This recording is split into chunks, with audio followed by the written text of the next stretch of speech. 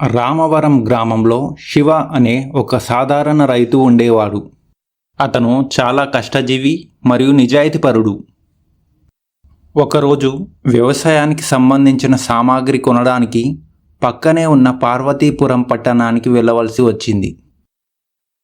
శివ తన బైక్ను బయటికి తీసి పార్వతీపురం వైపుగా బయలుదేరాడు.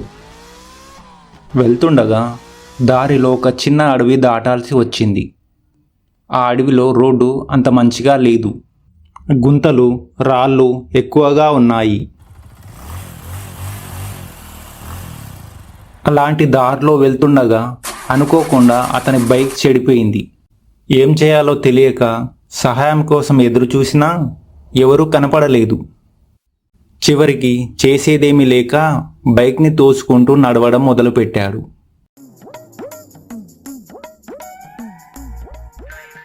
కొంత దూరం నడిచాక మల్లవరం అనే చిన్న గ్రామం వచ్చింది. అప్పటికే సాయంత్రం అయిపోయింది. చాలా అలసిపోయిన శివ ఆ గ్రామంలో ఒక మెకానిక్ కోసం వెతకడం మొదలుపెట్టాడు. అక్కడ ఒక రిపేర్ షాప్ని చూశాడు.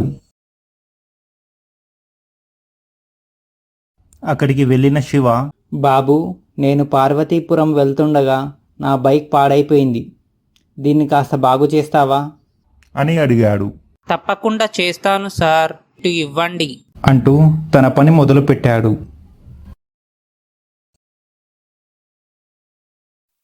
సార్, బైక్ రిపేర్ పూర్తి అయ్యింది. చీకటి పడింది కదా, ఈరోజు ఇక్కడే ఉండి పొద్దున్నే బయలుదేరండి. పార్వతీపురం వెళ్ళే రోడ్డు ఇప్పుడు భయంకరంగా ఉంటుంది. దయ్యాలు తిరుగుతాయి అని రాత్రిపూట ఎవరూ వెళ్ళరు.